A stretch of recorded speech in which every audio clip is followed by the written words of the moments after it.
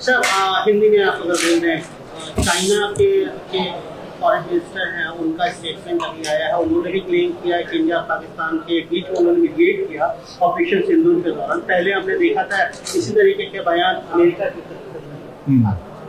तो ये जो दावा किया गया है चाइना के फॉरेन मिनिस्टर की तरफ से, बड़ा ही एक ताज्जुब खेज दावा ये कर रहे हैं कि वो चाइना ने हिंदुस्तान, भारत और पाकिस्तान के दरमियान में जंग को रुकाया, और हम नरेंद्र मोदी सरकार से इस बात का मुतालबा करते हैं कि वो इनके इस दावे की मजम्मत करे और पूरे देश को बता दें कि कोई थर्ड पार्टी इंटरवेंशन भारत को इसमें एक्सेप्टेबल नहीं है, भारत ना इसको कबूल करेगा।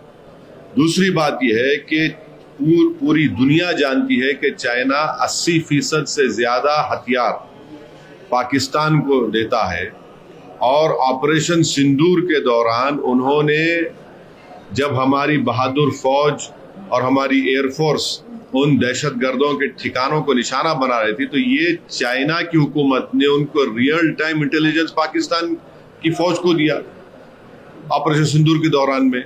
अब बोल रहे हैं कि हम मीडिएटर और सालिस बन रहे हैं, और ये हम इस देशवासियों को समझना चाहिए कि हम खामोश बैठकर इस चीज को कबूल करने तैयार नहीं हो सकते हम लोग।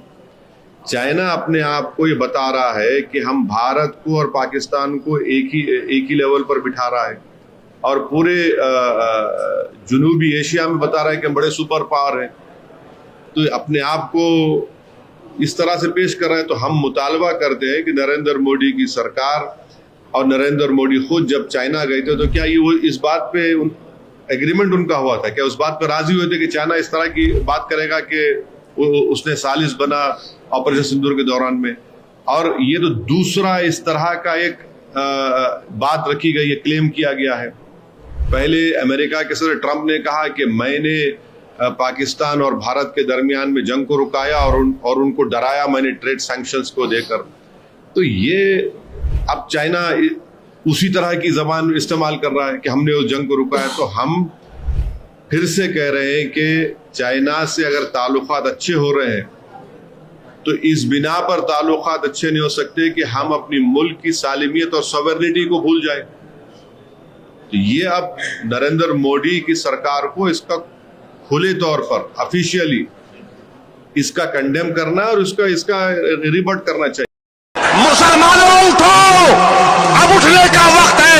दुनिया को मालूम होगा कि हमारे आंसुओं की कीमत क्या है।